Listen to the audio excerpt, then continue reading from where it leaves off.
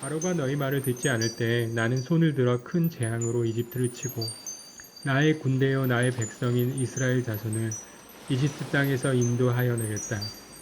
내가 손을 들어 이집트를 치고 그들 가운데서 이스라엘 자손을 이끌어낼 때 이집트 사람들은 내가 주님임을 알게 될 것이다. 모세와 아론은 주님께서 자기들에게 명하신 대로 하였다. 그들이 바로에게 말할 때 모세의 나이는 80살이고 아론의 나이는 83살이었다.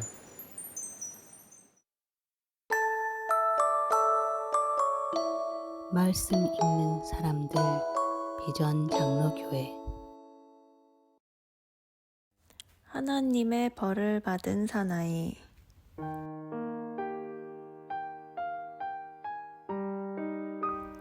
세묘는 그 사나이 곁으로 다가가 자세히 살펴보았다.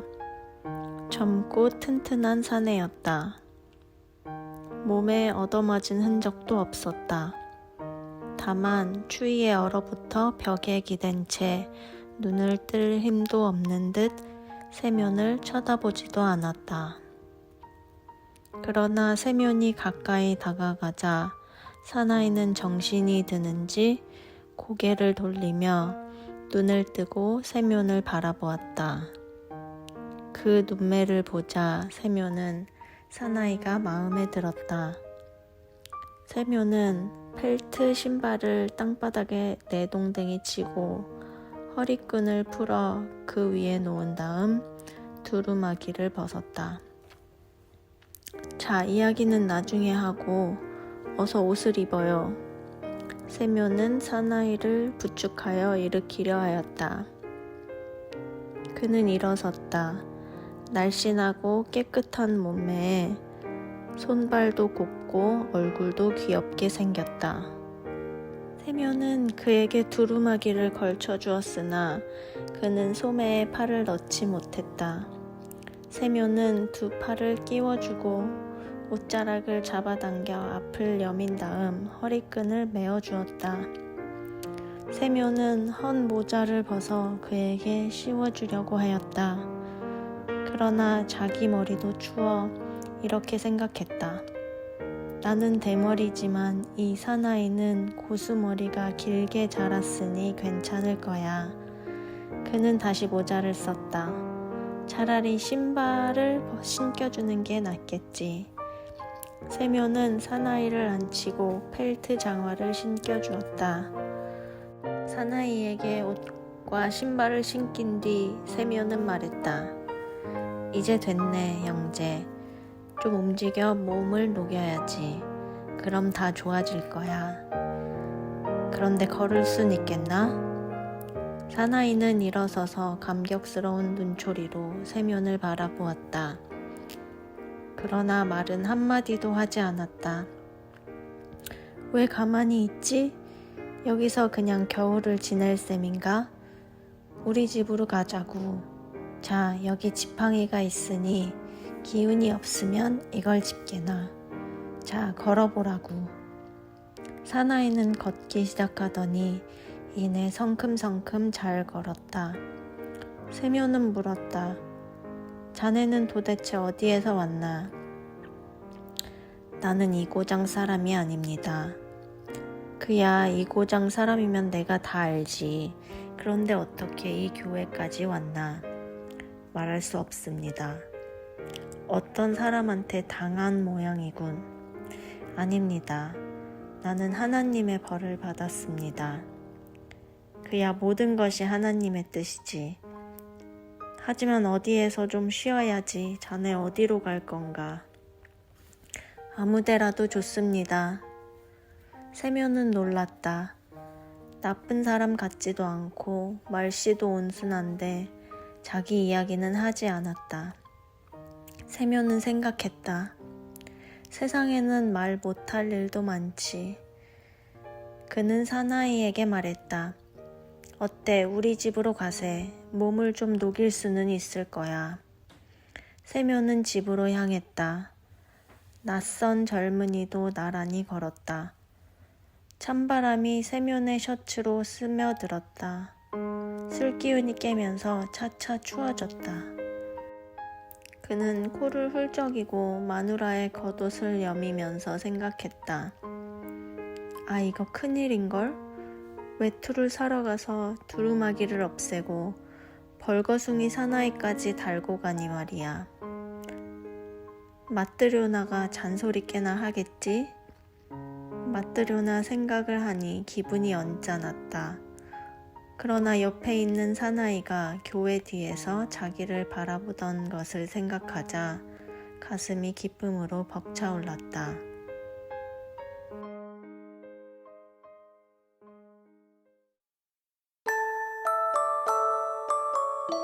책에서 길어내는 영성. 찬양을 준비하는 한 주간 동안 사랑하는 자녀들에게 우리가 간구하는 것보다 더욱 좋은 것으로 응답해 주시고 우리가 생각하는 것보다 넘치도록 역사하시는 주님을 묵상하는 은혜가 있었습니다. 참 좋으신 주님께 우리의 목소리를 올려드리고 우리의 마음을 올려드릴 때 우리의 찬양을 통해 영광 받으시고 기뻐하시는 주님을 묵상하는 은혜가 모든 성도들에게도 함께하길 기도드립니다. 더욱 이루시는 하나님, 우리 가운데 역사하신 능력대로 우리들의 간구함을 넘치도록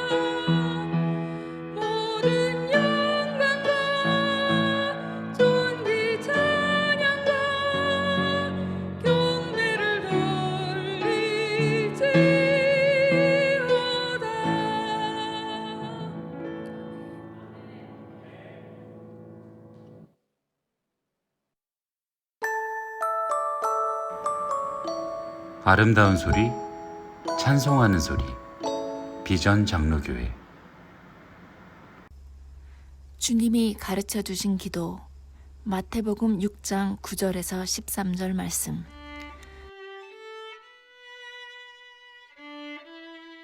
그러므로 너희는 이렇게 기도하여라. 하늘에 계신 우리 아버지, 그 이름을 거룩하게 하여 주시며 그 나라를 오게 하여 주시며 그 뜻을 하늘에서 이루신 같이 땅에서도 이루어 주십시오. 오늘 우리에게 필요한 양식을 내려주시고 우리가 우리에게 죄 지은 사람을 용서하여 준 것 같이 우리의 죄를 용서하여 주시고 우리를 시험에 들지 않게 하시고 악에서 구하여 주십시오. 나라와 권세와 영광은 영원히 아버지의 것입니다. 아멘. 자식이 드리는 기도. 하나님께서는 하늘에 계시고 우리는 땅에 있습니다. 이 두 공간은 하나님과 우리의 절대적 차이를 의미하는 것입니다. 이것은 신과 인간의 거리를 인정하지 않는 범신론적 신앙과 기독교 신앙이 결별할 수밖에 없는 이유가 됩니다.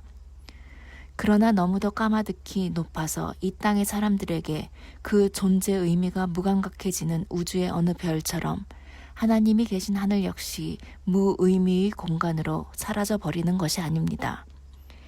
예수 그리스도를 통해 절대자와 인간의 거리에 아버지와 자녀라는 의미가 탄생합니다. 즉 하나님께서 계신 그 높은 하늘은 우리에게 고향처럼 다가오는 것이며 인간이 사는 땅은 하나님의 마음이 머무는 공간이 되었습니다. 예수님을 믿음으로 획득되는 이 아버지라는 호칭에는 무척 심오한 의미들이 담겨 있다고 생각합니다. 무엇보다도 이 호칭 속에는 태어나다라는 수동적 출생 방식이 담겨 있습니다. 부모가 낳아서 자식입니다. 자식이 부모를 낳는 법은 없습니다. 즉 하늘에 계신 하나님을 아버지라고 부를 수 있는 사람은 하나님께서 낳으신 사람입니다. 인간이 만든 하나님이 아니라 하나님이 낳은 인간들이라는 의미가 이 칭호 속에 담겨 있는 것입니다. 요한복음 1장 11절에서 13절은 이 출생에 있어서 인간적 개입의 여지가 전혀 없음을 말하고 있습니다. 하나님을 아버지라고 부르는 것은 내가 믿는 절대자가 무신론적 진화론자들이 말하는 것처럼 인간 정신의 진화 과정에서 벌어진 특수 발달의 결과가 아니라는 의미이며 또한 우상론자들처럼 자신들이 만들어 놓은 인간의 상이 아니라는 것입니다. 주기도문 속의 자녀들은 오로지 하나님이 그리스도를 통해 낳은 하나님의 상을 담고 있습니다.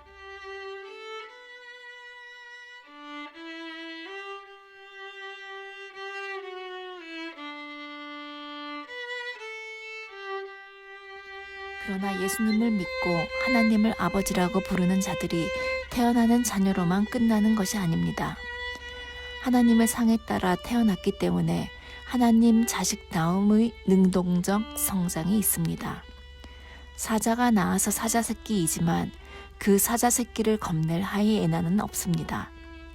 그 사자 새끼가 사자답게 자라나는 이미지 쟁취의 과정이 반드시 수반되어야 하는 것입니다.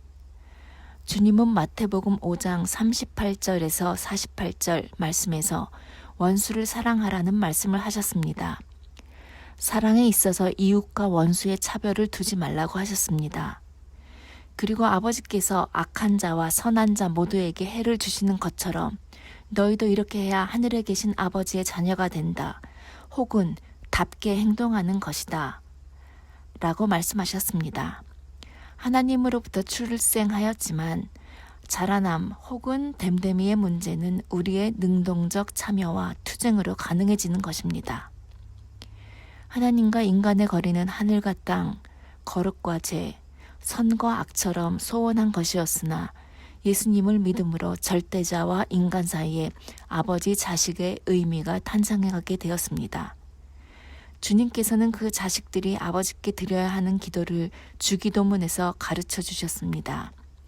예수님이 염두하고 계시는 하나님의 자식들이란 하나님으로부터 태어난 자식이자 그 아버지의 상을 따라 닮아가며 하나님 자녀다움을 이루어가는 자식들입니다. 하나님께서는 자신을 하나님으로 여기는 인간들을 중허하셨으나 예수 그리스도를 통해 하나님을 닮아가는 인간은 자녀라고 부르셨습니다. 그러니 세상에는 두 종류의 인간이 있다고 말할 수 있을 것 같습니다. 하나님 노릇하며 사는 인간, 그리고 예수 그리스도를 따라 하나님을 닮아가는 인간, 혹은 하나님을 낳으려고 하는 인간, 그리고 하나님이 낳으신 인간.